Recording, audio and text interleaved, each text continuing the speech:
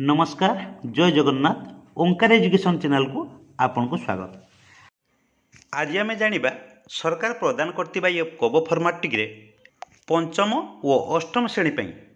Internal assessment mark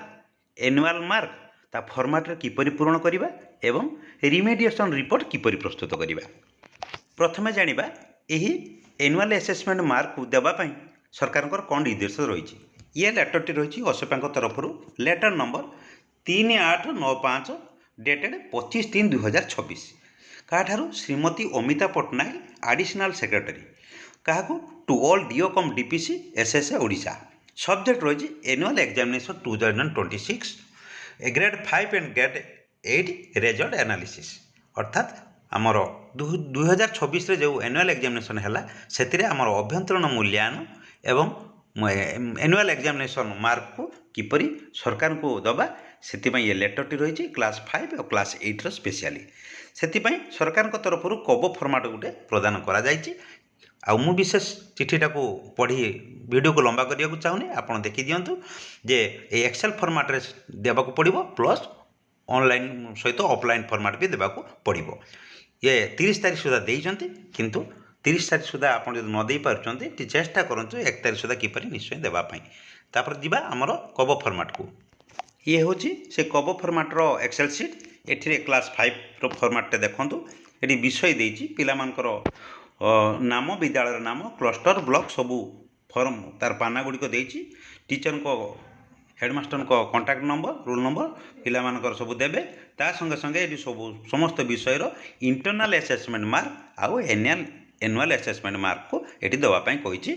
प्रत्येक विषय आउ डाण को रही यहाँ हूँ गुरुत्वपूर्ण पाना गोटे देखूँ please specify the reason for remediation below 30% mark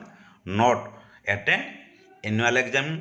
long absent any other कौन सी कारण पर जदि पिलाटी स्कूल आसना तो ये रिमार्क्स लिखे जे पिलाटी आसी नथिबो आउ 30% मार्क जदि तलू रखि रिमार्क्स देवे आउ जार पिला सेमती नथिबे कौन लिखिबा हमें आगु को आलोचना करिबा। आबे प्रथमे देखि दियंतु आपण मानकर एठी कंफ्यूज होतिबो जे सब्जेक्ट उड़िया इंग्लिश आमर मैथ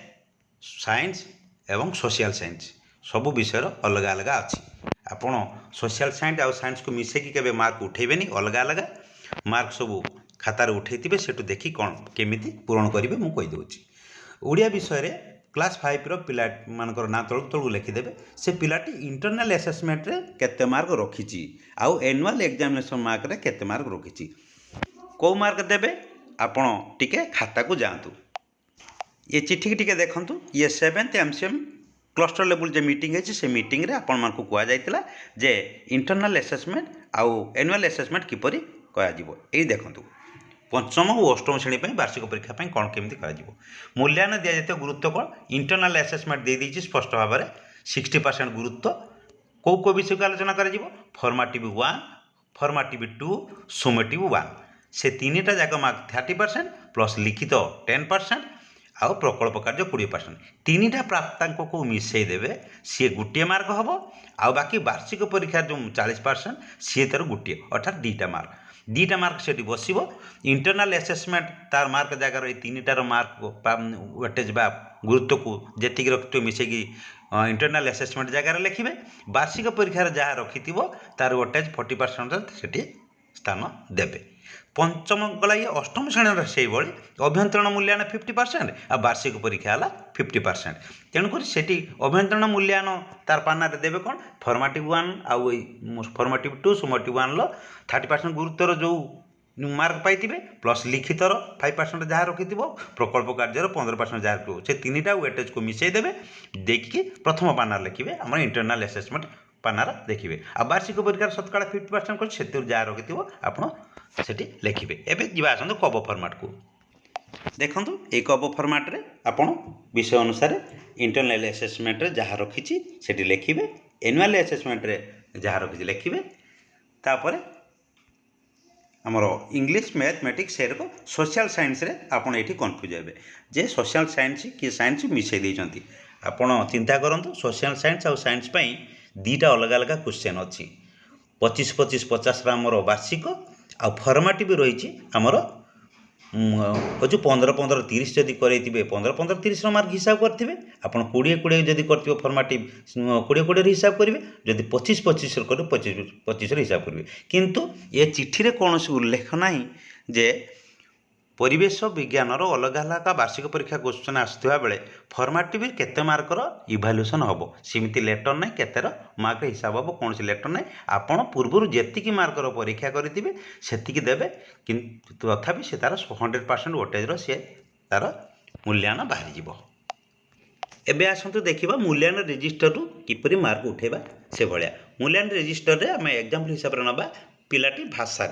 ଭାଷାରେ ଫର୍ମାଟିଭ୍ 1 ଫର୍ମାଟିଭ୍ 2 ସୁମେଟିଭ୍ 1 ଆଉ ପ୍ରକଳ୍ପ କାର୍ଯ୍ୟ ଲିଖିତ କାର୍ଯ୍ୟ ଏତିକି ମିଶାଇକି ଆମର ଇଣ୍ଟରନାଲ୍ ଆସେସମେଣ୍ଟକୁ ନେବା ଗୋଟେ ପିଲାଟି ରଖିଛି 16 18 48 ଏସବୁ ରଖିକି ତାଙ୍କର 30% ୱେଟେଜ୍ ହେଲା 25 ଆଉ ପ୍ରକଳ୍ପ କାର୍ଯ୍ୟ ତାର ୱେଟେଜ୍ ହେଲା 15 ଆଉ ଲିଖିତ କାର୍ଯ୍ୟ ହେଲା 7 ଅର୍ଥାତ୍ ଏଠି 25 15 7 ଏ ତିନିଟାକୁ ମିଶାଇ ଦେଇକି ଆମର ଇଣ୍ଟରନାଲ୍ ଆସେସମେଣ୍ଟର ଆମେ ସ୍ଥାନ ଦେବା ବାକି ରହିଗଲା ବାର୍ଷିକ ପରୀକ୍ଷାର ମାର୍କଟା ଯାହା ରଖିଛି ଏବଂ 40ରୁ 50ରୁ କେତେ ରଖିଛି 50ରୁ 36 ରଖିଛି ତାର ୱେଟେଜ୍ ବାହାରିଛି 24 ଅର୍ଥାତ୍ ସେଠି ୱେଟେଜ୍ ଲେଖିବା 24 ଏଭଳିଆ ପୂରଣ କରି ଆମେ ଦେବା। ମୁଁ ଭାବୁଛି ଆପଣ ଇଣ୍ଟରନାଲ୍ ଆସେସମେଣ୍ଟ ଆଉ ଆନୁଆଲ୍ ଆସେସମେଣ୍ଟ ମାର୍କକୁ କିପରି ଚଢ଼େଇବେ ଆମର କବ ଫର୍ମାଟରେ ବୁଝି ଯାଇଥିବେ ଖାଲି ଜଷ୍ଟ ଆଉ ଥରେ ଚୁମ୍ବକରେ କହିଦେଉଛି ସିରିଏଲ୍ ନମ୍ବର ଦେବେ ବ୍ଲକ୍ ନମ୍ବର ଦେବେ କ୍ଲଷ୍ଟର ନେମ୍ ଲେଖିବେ ସ୍କୁଲ ନେମ୍ ଲେଖିଦେବେ ସ୍କୁଲ ୟୁଡିଏସ୍ କୋଡ୍ HMଙ୍କ ନାମ ତାଙ୍କ କଣ୍ଟାକ୍ଟ ନମ୍ବର ଷ୍ଟୁଡେଣ୍ଟଙ୍କ ନାମ ପ୍ରତ୍ୟେକ ପିଲା କ୍ଲାସ୍ 5ର ଯାହା ଥିବେ ସବୁ ପିଲାଙ୍କ ନାଁ ଲେଖିଦେବେ ତା ରୋଲ୍ ନମ୍ବର ଲେଖିଦେବେ ଆଉ କ୍ଲାସ୍ 8ର ଯାହା ଥିବେ ସବୁ ତାଙ୍କ ସେ କ୍ଲାସ୍ ଅନୁସାରେ ତାଙ୍କର ପିଲାଙ୍କ ନାଁ ଲେଖିଦେବେ ପ୍ରତ୍ୟେକ ବିଷୟରେ ଇଣ୍ଟରନାଲ୍ ଆସେସମେଣ୍ଟ ମାର୍କକୁ ତାଙ୍କ ପ୍ରାପ୍ତାଙ୍କକୁ ଟୋଟାଲ୍ କରିକି ଏଠି ଲେଖିବେ ଆଉ ଆନୁଆଲ୍ଟାକୁ ଅଲଗା ଏଠି ଲେଖିଦେବେ ଟୋଟାଲ୍ ଯାହା ହେବ ଏଠି ଲେଖିଦେବେ ସବୁ ବିଷୟରେ ସେମିତି ଲେଖି ସାରିଲା ପରେ ଡାହାଣକୁ ଦେଖନ୍ତୁ এইটা ହେଉଛି ବହୁତ ইম্পর্টাଣ୍ଟ ପାର୍ଟ ଯେ please specify the reason for the remediation below 30% mark ଯେଉଁ ପିଲାଟି 30% ମାର୍କ କମ୍ ରଖିଛି ଏଠି ତାଙ୍କୁ ରିମାର୍କ ଦେବେ ଲେଖିବେ 30% ବିଲୋ ବୋଲି ଲେଖିବେ ତାପରେ ଯିଏ ପିଲାଟା ପରୀକ୍ଷାକୁ ଆସିନଥିବ ପରୀକ୍ଷା ଦେବା ପାଇଁ ନଟ୍ ଆଟେଣ୍ଡ ଆନୁଆଲ୍ ଏକ୍ଜାମ୍ ଲେଖିଦେବେ ଯେଉଁ ପିଲାଟି ଲଙ୍ଗ୍ ଆବସେଣ୍ଟ ଥିବ କୌଣସି କାରଣ ପାଇଁ ପରୀକ୍ଷା ଦେଇନଥିବ ସେଠି ବି ରିମାର୍କ ଦେବେ ସେଇ ପିଲାମାନଙ୍କ ପାଇଁ ଗୋଟେ ମାସର ରିମେଡ଼ିଆଲ୍ କ୍ଲାସ୍ ହେବ ଆଗରୁ ଆମର MCM ବୈଠକରେ ଶିକ୍ଷକମାନଙ୍କୁ କୁହାଯାଇଛି ଆପଣ ଜାଣିଥିବେ ଇଏ ବର୍ତ୍ତମାନ କ'ଣ କାର୍ଯ୍ୟ କରିବେ ବର୍ତ୍ତମାନ ଏଇ ଫର୍ମାଟଟିକୁ ଜେରକ୍ସ ଦୋକାନରୁ ପ୍ରିଣ୍ଟ ଆଉଟ୍ କରିକି ପ୍ରଥମେ ଅଫଲାଇନ୍ରେ ପୂରଣ କରନ୍ତୁ ତାପରେ ଯାଇକି ଆରାମସେ କମ୍ପ୍ୟୁଟର ସେଣ୍ଟରରେ ସିଆର୍ସି ପ୍ରଦାନ କରିଦିଅନ୍ତୁ ସିଆର୍ସି ସେମାନେ ପୂରଣ କରିବେ ଯଦି ନିଜେ ପାରୁଛନ୍ତି ମୋବାଇଲରେ କରନ୍ତୁ। आशा करुच्ची आपण मैंने इंटरनल असेसमेंट आउ एनुअल मार्क किपरि फॉर्मेट देबे आउ रिमेडिएशन रिपोर्ट किपरि प्रस्तुत करेंगे बुझी जाइए। आज भिडियोटी जब आपण मानक इनफर्मेटिव लगी थाए तेबे आम ओंकार एजुकेशन आम स्कूल कार्यक्रम यूट्यूब चैनल को लाइक शेयर करने सहित सब्सक्राइब करने को केबे भूलिबेनी। आज रोची पुणी देखा नेक्स्ट वीडियो रे। धन्यवाद।